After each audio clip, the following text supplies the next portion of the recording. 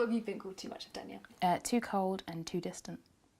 And could you give us some anecdotes about when you've been called these and how it's made you feel and who said it, when?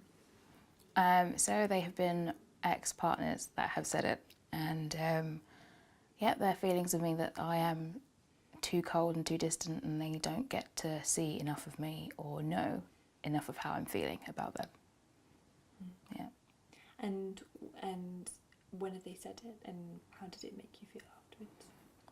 So at the time it made me feel a bit down, thought that maybe there's something wrong with me and I wouldn't be able to like maintain relationships if people felt that they couldn't get to know me at the time.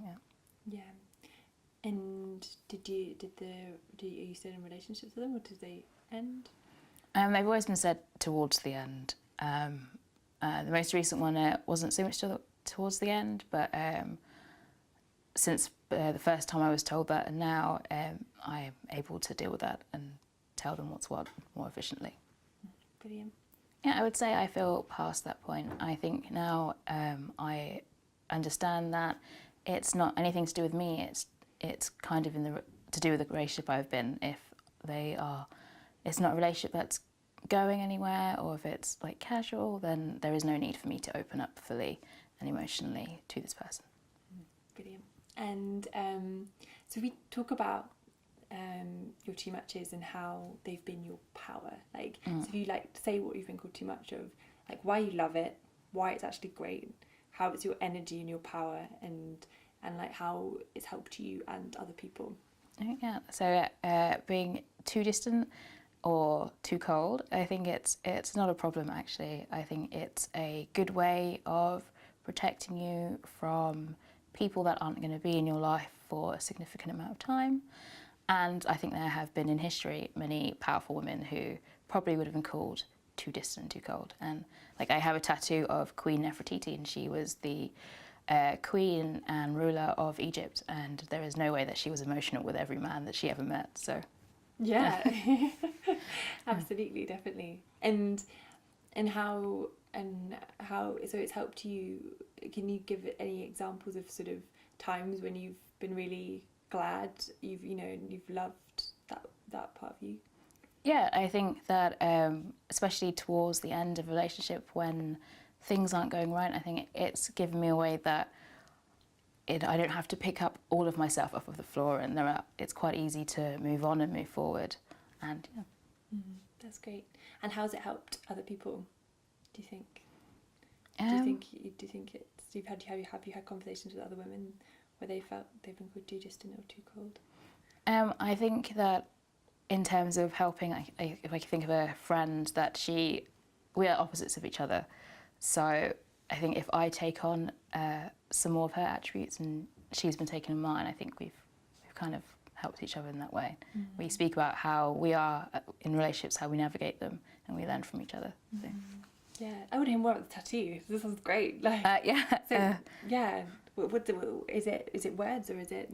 No, so it's the silhouette of Queen Nefertiti. I got it in 2015 when I was in Berlin, and I think 2015, so I would have been 25, and I think from 25 onwards is when I felt most comfortable with myself. It's like my boldest tattoo, and that kind of embodies how I felt. She was called one of the most powerful and beautiful women in history, and hey, if I can have that kind of legacy, that'd be quite nice. So yeah, sure you can. Amazing. Yeah.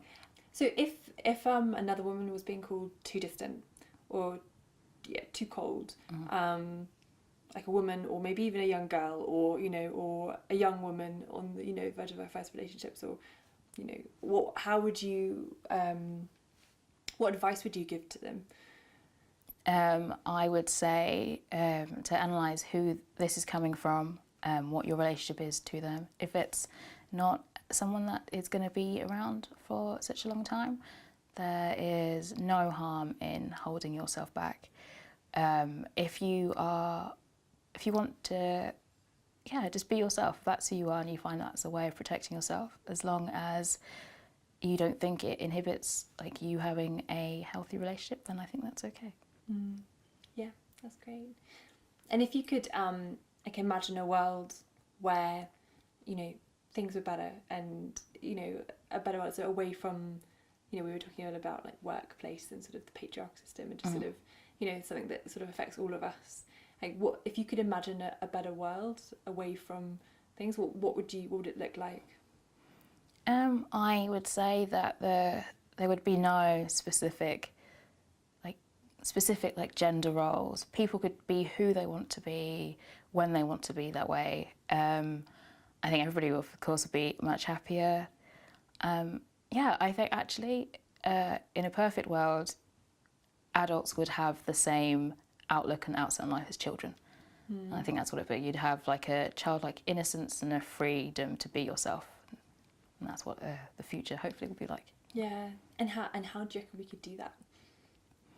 I think it's important to have like difficult conversations about race, religion, gender, and learn from each other and learn about our differences. And definitely. And I think, yeah, the more people you speak to, the more you learn that actually we're not that different.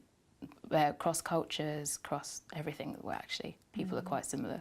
Yeah, definitely. And would that happen as children or as adults, like, or just all the time? I think it starts from childhood. If you learn about people's different cultures, nothing will be alien to you. You know that about people from an early age. It's not like you have to relearn anything. You just see them as people. Yeah. So I think it starts at childhood.